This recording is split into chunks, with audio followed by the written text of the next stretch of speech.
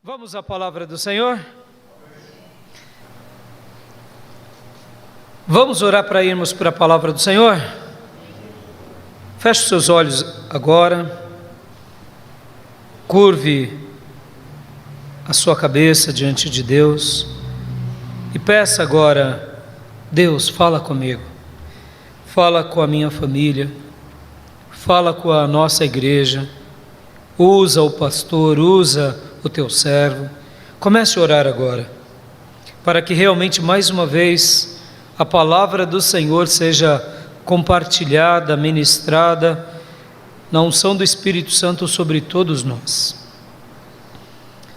Amado e soberano Deus, muito obrigado pelos louvores que cantamos, pelas orações que já foram feitas, e obrigado também por estarmos reunidos na tua casa, em nome de Jesus.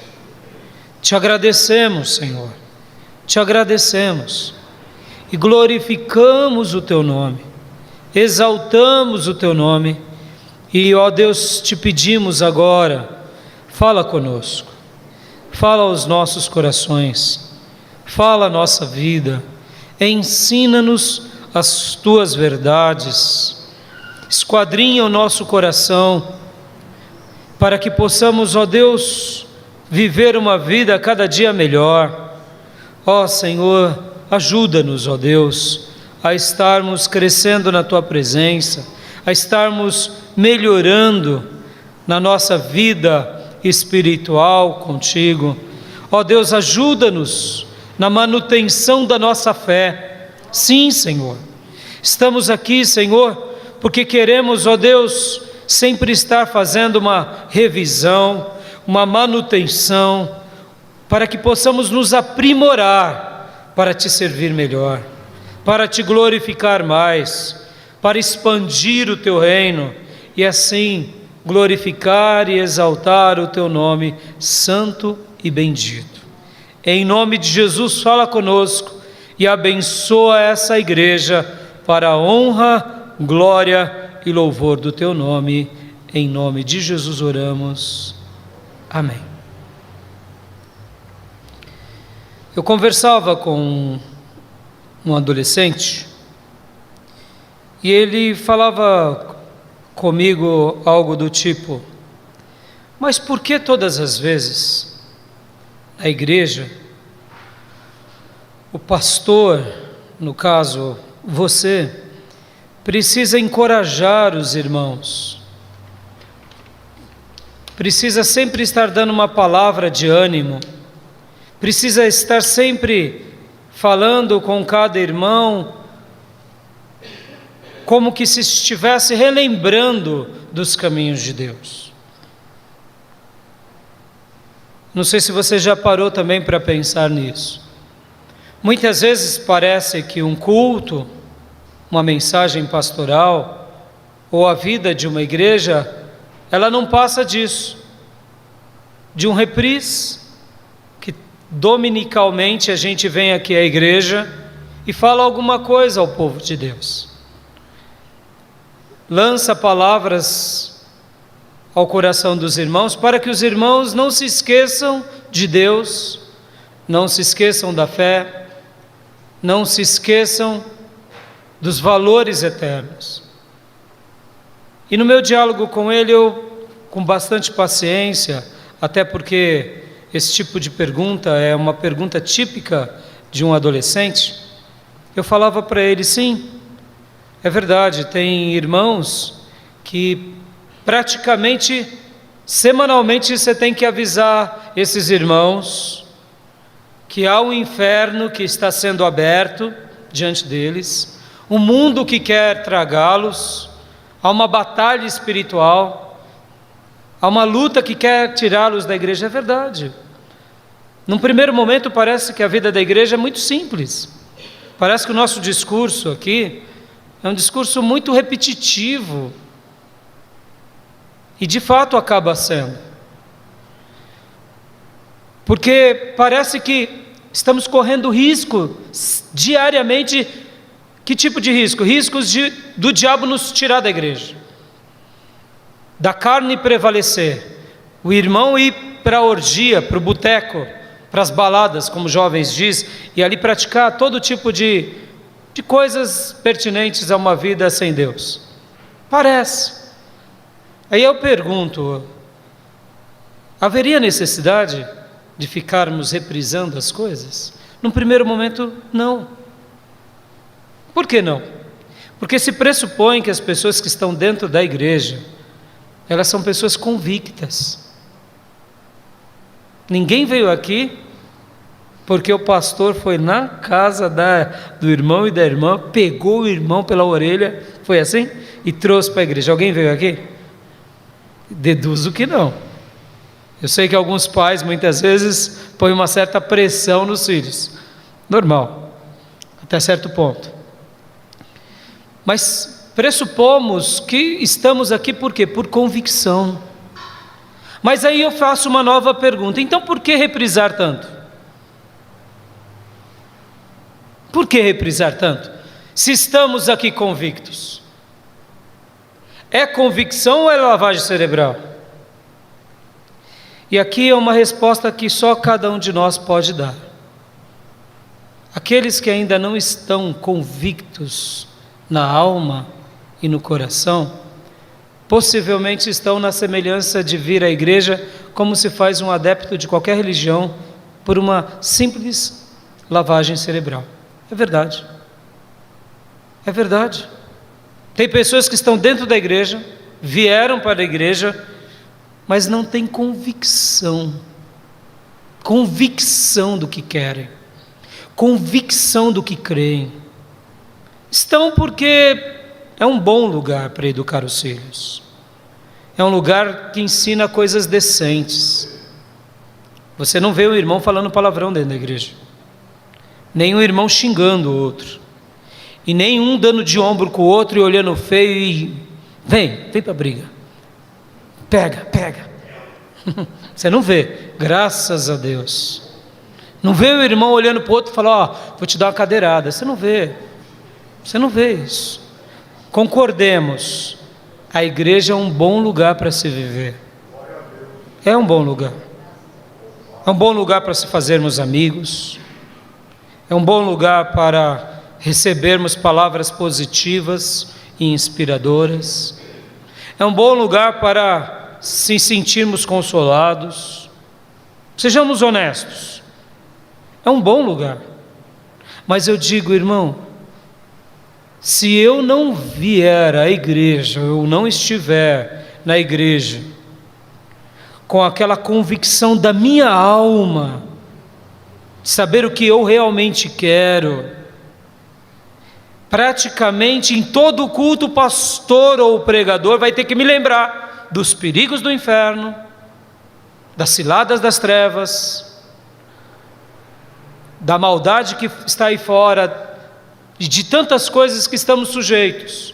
Mas aquele que um dia entendeu o Evangelho, compreendeu as Escrituras, entendeu a obra de Jesus, entendeu o papel pela qual Deus um dia o fez nascer e viver, entendeu o seu chamado, compreendeu a sua utilidade no reino, e com tudo isso, na unção do Espírito, é repleto de convicção. Irmãos, eu posso até afirmar, poderíamos nem ter culto, poderíamos ter um culto por ano, porque essa pessoa viveria para Deus, viveria o tempo todo. Na realidade, a igreja, ela é para essas pessoas, e ela existe para essas pessoas que são convictas, ou que querem ser convencidas de uma vida errada.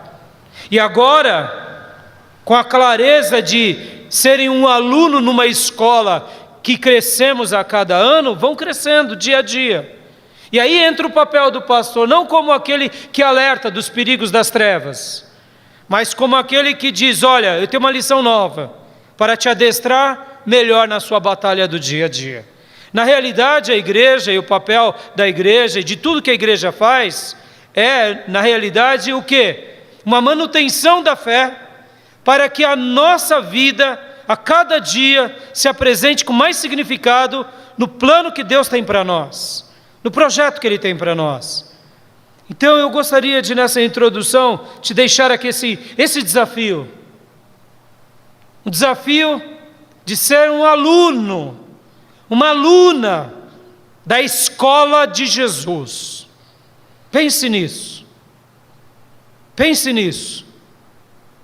Temos sido alunos aprovados ou reprovados? Se eu tenho sido constantemente reprovado, eu preciso ser lembrado, eu preciso ser puxado nas orelhas, eu preciso de muita coisa. Mas um aluno que tem consciência do que Deus espera para ele e do professor que ele tem, que deu a vida dele na cruz para que a gente tivesse vida em abundância, e do outro professor, que é o Espírito Santo de Deus, que está sobre nós, esse aluno é imbatível. Esse aluno, essa aluna pode até escorregar, mas a mão do Altíssimo a sustém. Pode até vacilar, mas na hora que ele ouve o bondoso som da voz do seu pastor, ele fala: bendito sejas tu, meu Jesus. Eu quero hoje pensar com os irmãos sobre isso. Você tem sido matriculado em que escola? Em que escola um dia o Senhor te matriculou? Eu tenho uma boa notícia a te dar. Você um dia, ao aceitar a Jesus, o seu nome foi escrito no livro da vida. E agora você e eu pertencemos à escola de Jesus Cristo, o Senhor. E é por essa razão que recebemos um título: discípulos. Discípulos de quem? De Jesus Cristo. Traduzindo aqui, discípulo é aluno, é aprendiz, é aquele que segue o discipulador. O nosso mestre, o nosso rabi, o nosso raboni é Jesus Cristo, o Senhor. O nosso mestre por excelência também é o Espírito Santo de Deus. E Ele nos deixou um livro maravilhoso a ser aprendido, a ser memorizado e a ser vivido. E eu e você um dia fizemos parte do quê? Desse privilégio, dessa matrícula. Hoje eu quero que você pense nisso.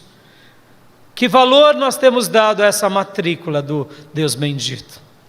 Te convido você a abrir a sua Bíblia num texto de Mateus. Texto muito conhecido, Mateus 11. Quero ler com você.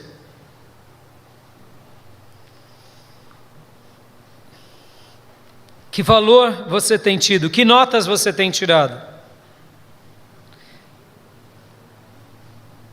Mateus 11. –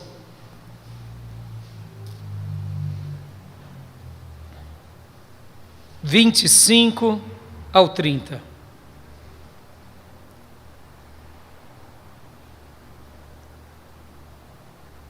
Todos acharam? Naquela ocasião, Jesus diz: eu te louvo, Pai, Senhor dos céus e da terra, porque escondestes estas coisas dos sábios e ocultos e as revelastes aos pequeninos. Sim, Pai, pois assim foi do teu agrado. Todas as coisas me foram entregues por meu Pai. Ninguém conhece o Filho a não ser o Pai. E ninguém conhece o Pai a não ser o Filho e aquele a quem o Filho o quis revelar.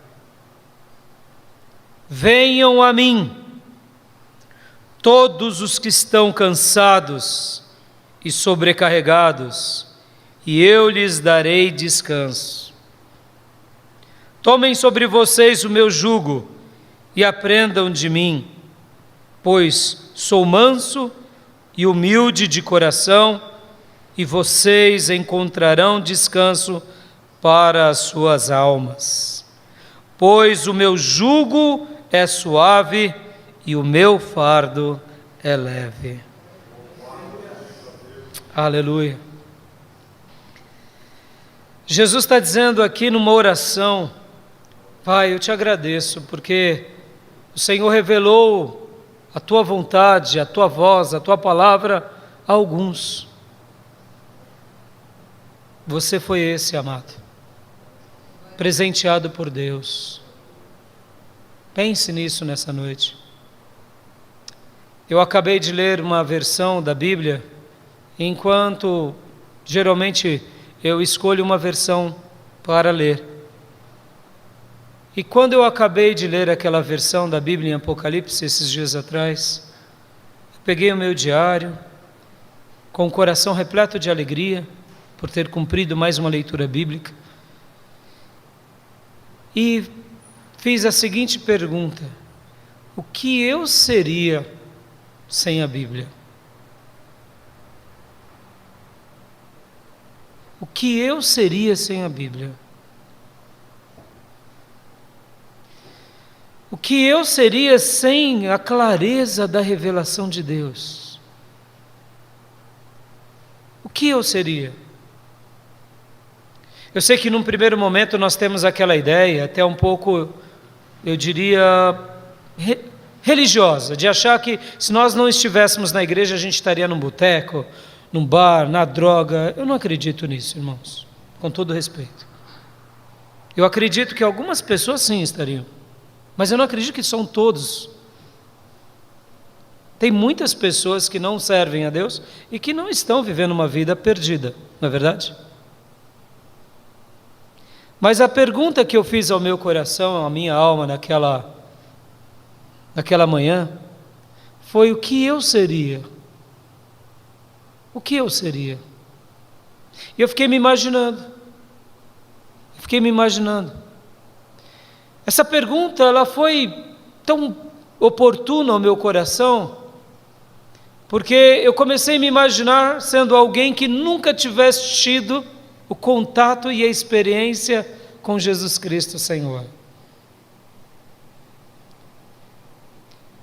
E o meu coração se dilatou tanto, e a minha alma começou a se regozijar, com um brado de louvor a Deus, dizendo: Senhor, obrigado, obrigado pela Tua palavra, obrigado pela clareza que um dia o Senhor me fez compreender da revelação de Jesus Cristo, a obra na cruz, a salvação eterna,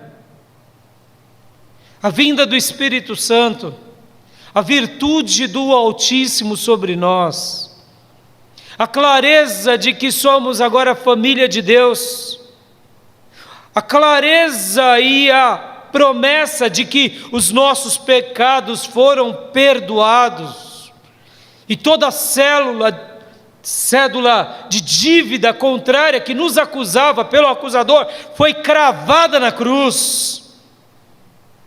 Oh, irmãos, como é maravilhoso saber das promessas de Deus. Como é maravilhoso poder orar e saber que quando nós nos derramamos diante do Senhor e lançamos a nossa alma diante dEle, choramos aos pés dEle e pedimos perdão, Ele nos perdoa. Como é maravilhoso saber que os nossos pecados foram lançados para trás de Deus e Ele diz para nós que dos nossos pecados Ele não se lembra mais. Como é maravilhoso saber que todas as coisas foram feitas de novo na nossa vida, a partir do momento em que aceitamos a Jesus. Uma nova criação foi gerada em nós, não pelo poder nosso da intelectualidade, nem pelo poder da demonstração religiosa, mas pelo poder do Espírito Santo de Deus. Como é maravilhoso saber que esse poder foi gerado por Deus em nós, e agora uma divina semente está em nós e vai crescendo para a glória de Deus. E nenhuma condenação há para aqueles que estão em Cristo Jesus. Como é maravilhoso saber que o Espírito Santo de Deus intercede por nós. Como é maravilhoso saber que nós não estamos sozinhos. Como é maravilhoso. O que seríamos sem a Bíblia? O que seríamos sem a igreja? O que seríamos sem as promessas de Deus? O que seríamos? Pergunte sobre isso, irmão. Reflita sobre isso. Saber que o Senhor acampa anjos ao nosso redor e nos livra. Os momentos que passamos pelo vale da sombra e da morte, Ele está ali conosco. Quantas são as vezes, irmãos, quantas, que a gente está desesperado, angustiado, mas eu quero te dizer, um dia o Pai escolheu fazer com que você e eu tivéssemos entendimento dessas promessas preciosas. Quanto vale isso, amado? Quanto vale isso? Dinheiro nenhum pode comprar. Diploma nenhum pode te dar. Mas a fé que você tem no Nazareno pode te conceder tudo isso. Como é bom saber que um dia, ao entregarmos a nossa vida a Jesus, recebemos paz. Vivíamos vazios, vivíamos a busca de preencher um espaço que nada preenchia, mas ao aceitar a Jesus, tudo mudou, tudo mudou. Nasceu a paz no nosso coração, uma certeza de que se morrermos, iremos para o céu, aleluia. Uma certeza de que agora somos cidadãos de um outro lugar que não é esse lugar, aleluia. E estamos nos preparando para aquele grande lugar. Jesus quis se revelar a mim e a você, amado. Jesus quis, e é por isso que Ele sempre nos faz um convite. Você é um aluno dele, eu sou um aluno dele. E esse texto é para nós, alunos dele também. Quando? Em todos os momentos da nossa vida. Eu não sei como você tem vivido, como tem sido seus dias, como tem sido seus dilemas, mas o Senhor aqui, Ele nos ensina claramente algumas coisas lindas, do versículo 28 ao 30. Venham a mim, todos os que estão... Dê uma pausa aí. O Senhor, em primeiro lugar, Ele quer que nós identifiquemos aonde estamos, ou pelo menos de que forma nos encontramos. Nós fazemos uma leitura do versículo 28 achando que é somente para aquele que aceita Jesus essa promessa. Não. Essa promessa do versículo 28 e 30 é para mim e para você para sempre. Para sempre.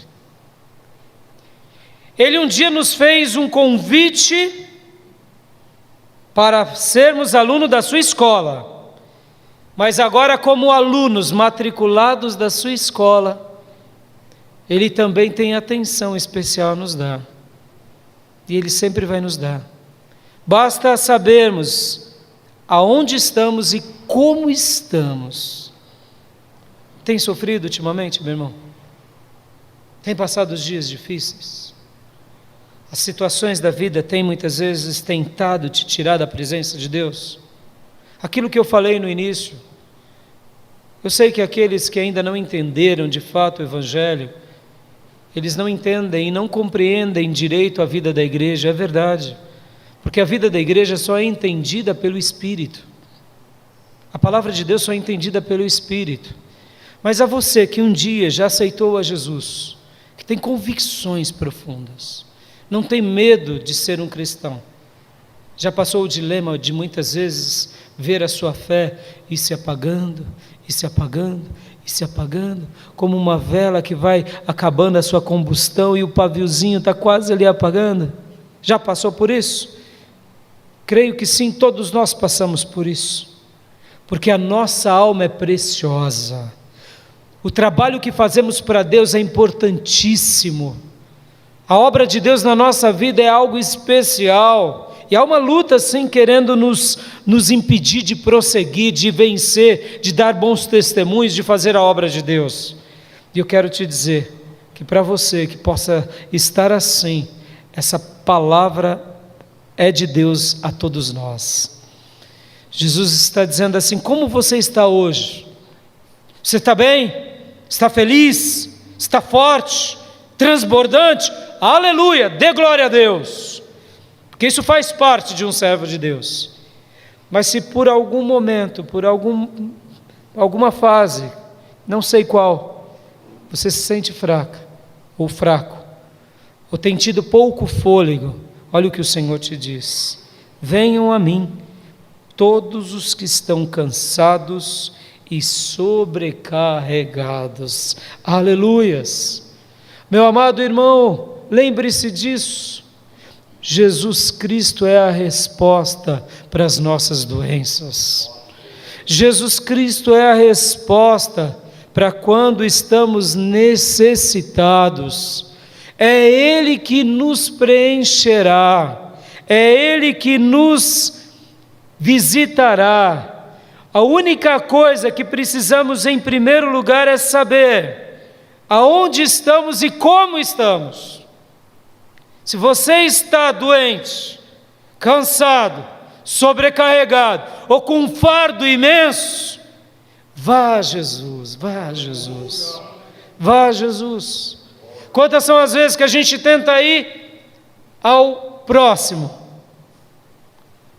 ou a alguém importante, mas eu quero te dizer que a resposta da sua alma e da minha alma não é outra coisa senão Jesus Cristo. É só Ele que pode e tem as respostas para a nossa vida. No entanto, é importante saber como estamos. Lembre-se disso, irmãos. Deus ama curar doentes quando eles se entendem como doentes. Pastor, mas o senhor está dizendo doente, me explica melhor. Sim, Jesus mesmo disse aos religiosos dos dias dele. Porque muitas vezes, irmãos, nós achamos que nós não precisamos de Jesus. É uma falácia, um engano da nossa mente. Nós dizemos, nós nos resolvemos. E eu me lembro de uma história, lendo um livro, que, se não me falha a memória, foi Spurgeon, que narrava uma história de um homem muito rico, com uma esposa muito rica, e cada um deles tinha um mordomo para o homem e um mordomo para a mulher. Eles eram muito ricos, e essa mulher, ela se converteu, e o mordomo também era um mordomo convertido da mulher, e durante toda a vida desse homem rico, ele zombava da mulher e do mordomo da mulher. E como se não bastasse, o mordomo dele também fazia frente com ele na zombaria à esposa dele e ao outro mordomo. Então imagine que situação difícil. Mas um dia, depois de muitos anos, aquele homem rico ficou muito doente, de uma doença mortal. E enquanto ele estava ali no leito, prestes a morrer, ele disse assim para a esposa: chame o mordomo. Aí veio o mordomo dele, ele disse: não, você não, eu quero o mordomo da minha esposa. Aí ele: mas, meu senhor, ele disse: sim, você me alegrou durante a vida toda, mas agora na hora da morte você não me serve de nada. Eu preciso de quem entende da eternidade, chame ele. E ali aquele mordomo pregou o evangelho, aquele homem de coração empedernido. Há uma grande falácia na nossa vida, de que somos independentes, de que eu mando em mim, de que eu resolvo as coisas. E eu quero te dizer que desses tais Jesus nunca os curará. Porque para que Ele cure, a gente tem que ver o verdadeiro estado do que somos. Se somos pecadores, se somos doentes ou se somos necessitados. Mas quando identificado, eu sou necessitado. Irmãos, falei há pouco para vocês, quando eu acabei de ler a Bíblia, eu disse: o que eu seria sem Jesus? Na realidade, sabe o que eu estava expressando ali? Como eu beberia a água da vida se não fosse a palavra de Deus? Como eu não comeria a comida de Deus se não fosse a palavra de Deus? Como que eu conseguiria viver diante dele se eu não orasse? Em outras palavras, ao me imaginar sem Deus, eu vi o quanto é maravilhoso servi-lo, amá-lo, adorá-lo.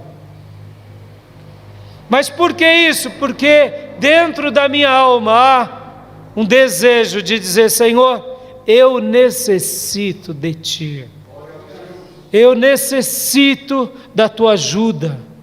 As Tuas palavras é o remédio para a minha alma. As Tuas palavras é o bálsamo para o meu espírito, para o meu coração. Ó amados, quantas foram as curas na minha alma, no meu espírito, na minha mente, que Deus não me deu, e quantas não foram as bênçãos, porque todas as vezes que eu me encontrei como alguém necessitado e fui a Ele, aleluia, eu descobri uma segunda coisa: eu descobri quem Ele é, aleluia.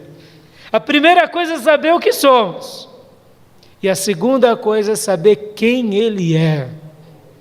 Talvez você ainda não entendeu a obra de Deus, porque você não entendeu quem Ele é.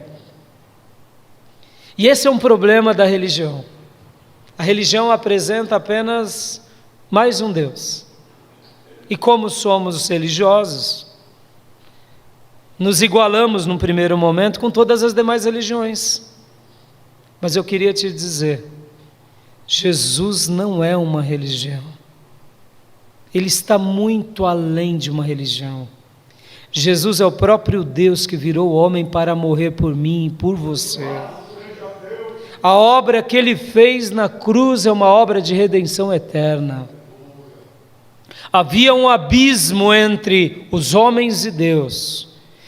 E na hora que Ele morreu na cruz, Ele se tornou esse próprio elo que passamos por Ele ao Pai. Por isso que Ele mesmo diz que eu sou o caminho, eu sou a verdade e eu sou a vida. Que quando cremos nele, acessamos o Pai, entramos na presença do Pai. Segundo lugar, quem Ele é? Ele é o autor da vida, Ele é o arquiteto supremo do universo, Ele é o alfa, Ele é o ômega, Ele é o princípio, Ele é o fim. Ele é Deus, que é real, que vive, que reina pelo século dos séculos. Ele é aquele que julgará todas as coisas. Ele é aquele que um dia todo joelho se dobrará e toda língua confessará que Jesus Cristo é o Senhor. Quem Ele é? Ele é a vida, Ele é tudo, Ele é, absolutamente é. Aleluias. Nessa identificação do doente que somos, do necessitado que somos, Ele é o médico dos médicos, Ele é o Emanuel, o Deus que habitou entre nós e hoje está ao nosso lado, dentro de nós, em nós, pela presença do Espírito Santo. Ele é o Jeová Rafa, o Deus que nos cura. Aleluia.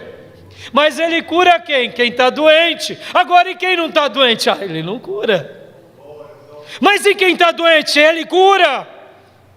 E quem precisa, Ele visita. E quem bate, Ele abre. E quem clama, Ele vem.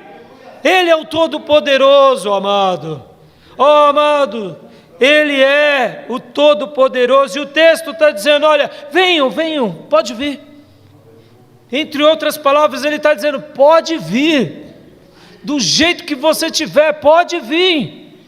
Está cansado? Está sobrecarregado?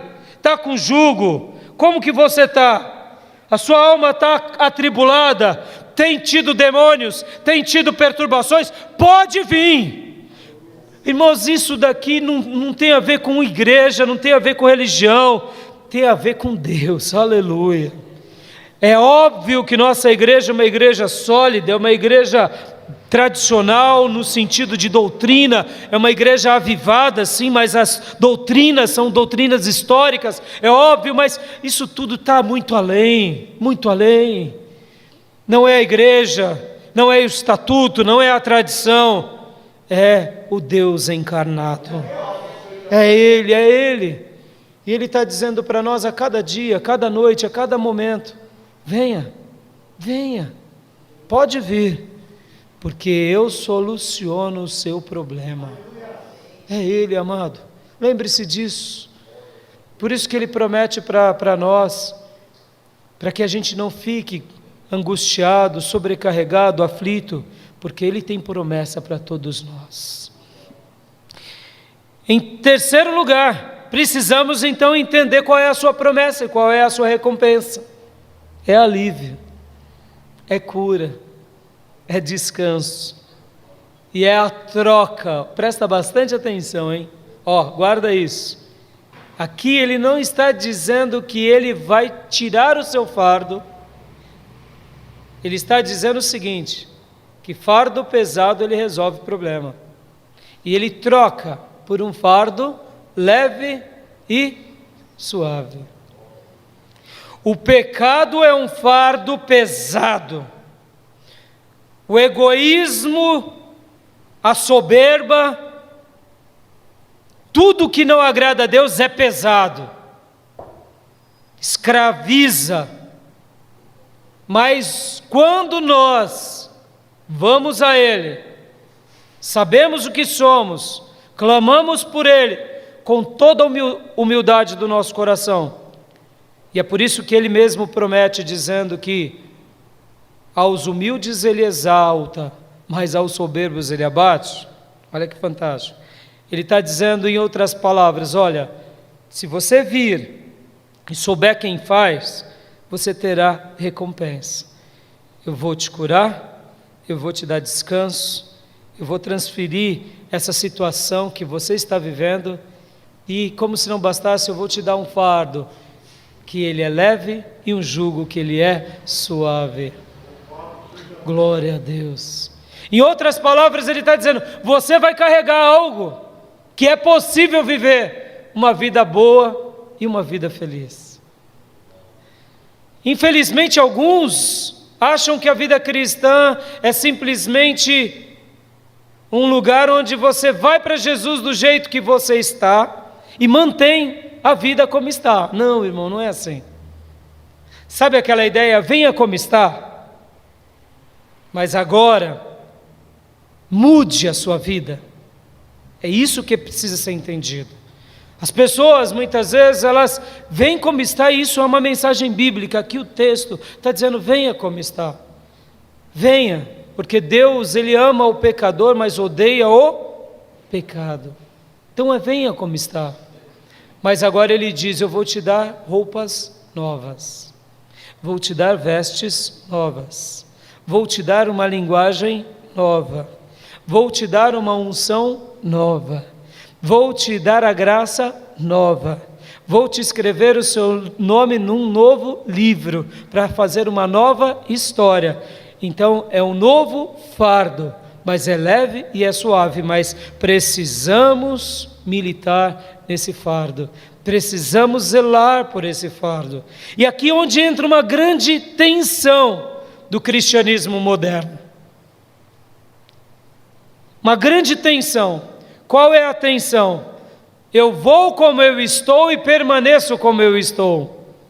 E ai de quem falar de mim, porque Deus me aceita como eu estou. Olha, não leu a Bíblia. Irmãos, Deus aceita o mais vil pecador, a pessoa mais pecadora que podemos assim achar, mesmo quem somos nós para achar isso? Mas na realidade, agora Jesus tem uma palavra para nós. Ele diz para todos nós, o tempo todo, para que a gente não volte a praticar os velhos pecados. E aqui é uma coisa muito importante, porque Ele oferece, guarde isso, Ele oferece algo maravilhoso para nós. Ele oferece cura, Ele oferece alívio, Ele oferece resolução.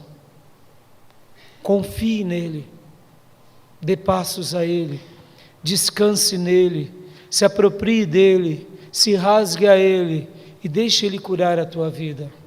Ele é a tua e a minha resposta. E quando ele realizar coisas lindas na tua e na minha vida, conserve isso com todo zelo e amor, como se você tivesse recebido um grande presente do Todo-Poderoso, porque de fato isso é um presente. E em quarto e último lugar, precisamos saber para onde vamos e onde desejamos chegar. E aqui fica um grande desafio. Ele nos curou, Ele nos limpou, Ele tem nos aliviado. A cada dia que vamos diante dEle é possível mudar. Ele é o Todo-Poderoso, Ele tem promessas para nós. Mas o que Ele espera de mim? Qual é o passo que eu darei em direção a Ele? Na terça-feira, no culto das irmãs, eu tive a honra de pregar para elas. E ao falar para elas, eu falei para elas sobre uma arma poderosa de Deus para vencermos todas as batalhas.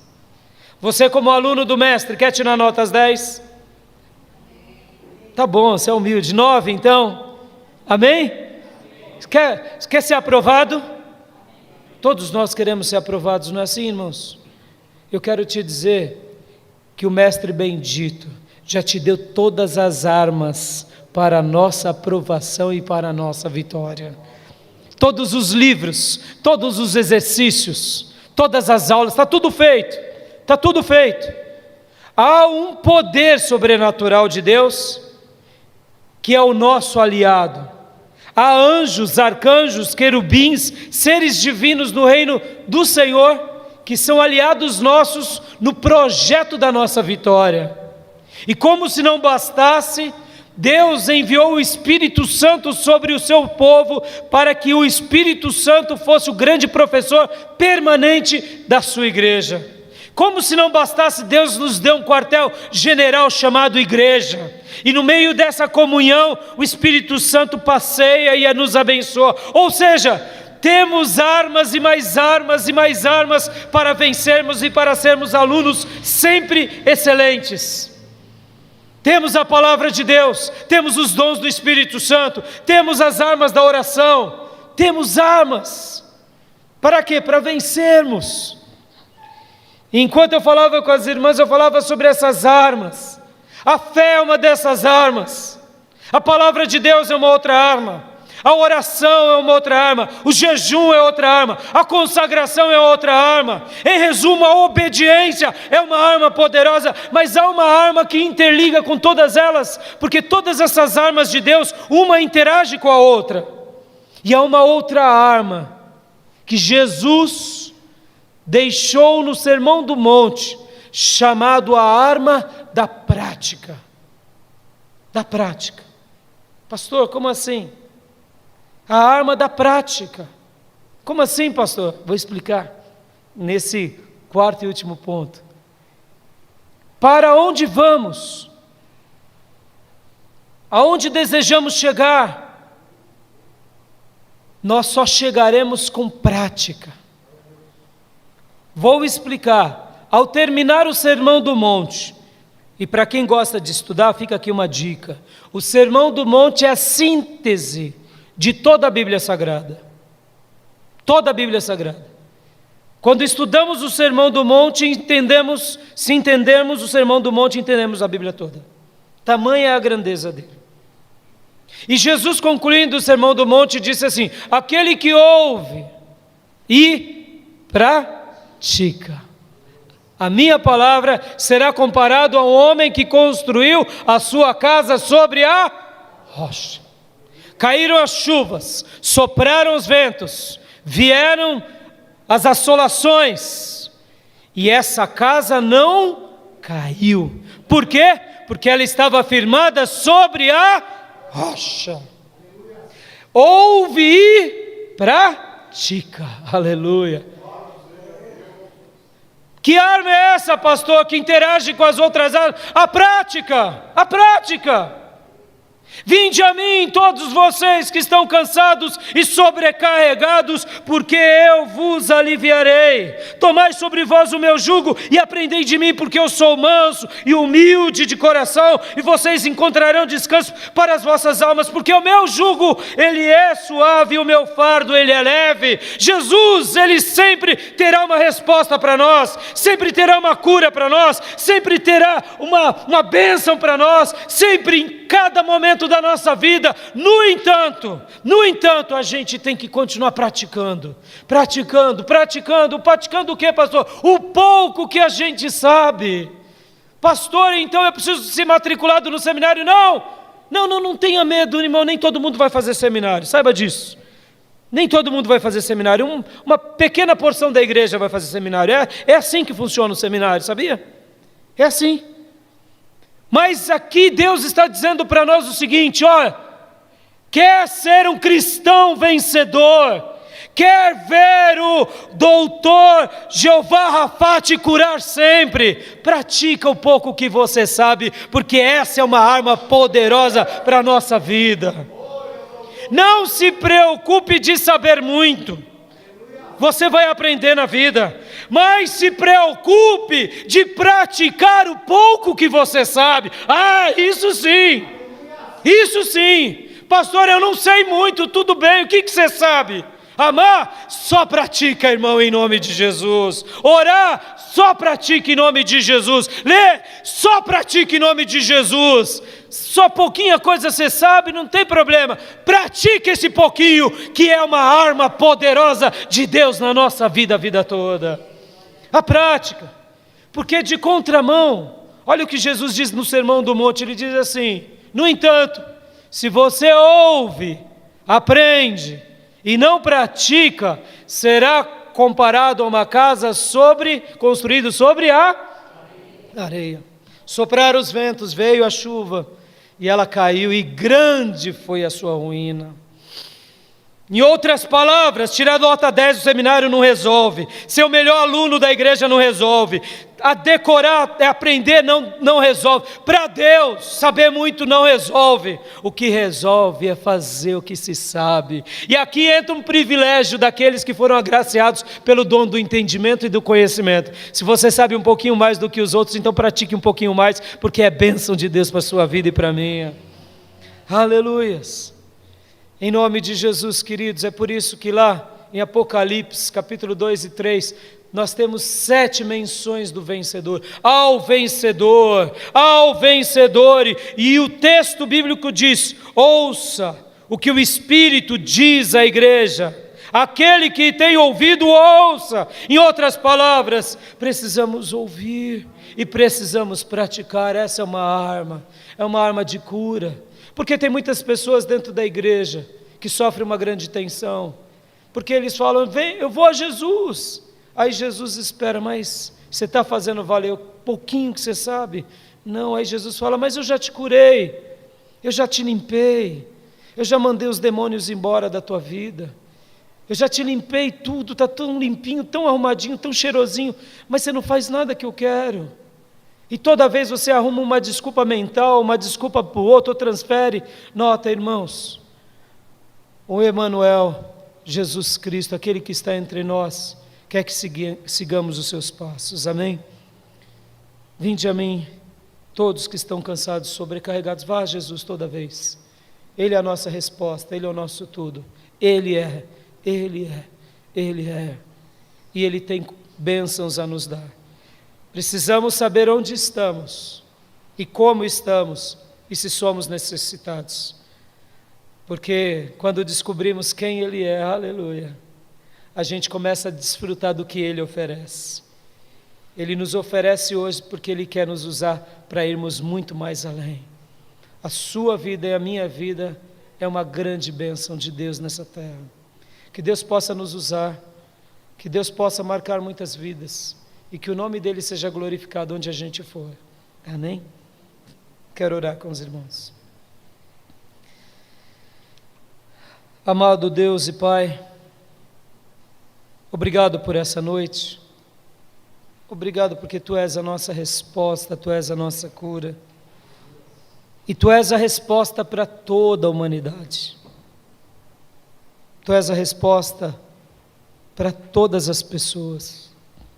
Perdoa-nos, Deus, perdoa-nos. Ajuda-nos. Faz-nos enxergar o que somos. Ajuda-nos. E que a Tua bondade, a Tua graça continue sendo terapêutica, curadora, libertadora sobre as nossas vidas, hoje e para sempre. Obrigado por esse convite tão doce, tão maravilhoso de ir a Ti. Como é bom ser Teu, como é bom ter a Tua palavra na nossa vida. Como é bom ter as Tuas promessas e como é bom e maravilhoso saber quem Tu és. Revela quem Tu és. Aqueles que só entraram nessa escola e não foram matriculados de verdade, faz deles e delas alunos e alunas. Faz de nós alunos e alunas exímios, excelentes. E que a gente possa Te alegrar muito, ó Supremo Mestre. E que a gente possa realmente desejar expandir o Teu reino em amor e unção para sempre. Obrigado pelo Teu doce e bendito convite. Transfere o nosso fardo hoje, troca o fardo pesado, dá um fardo leve e suave, dá um fardo leve e suave, em nome de Jesus Cristo. Amém.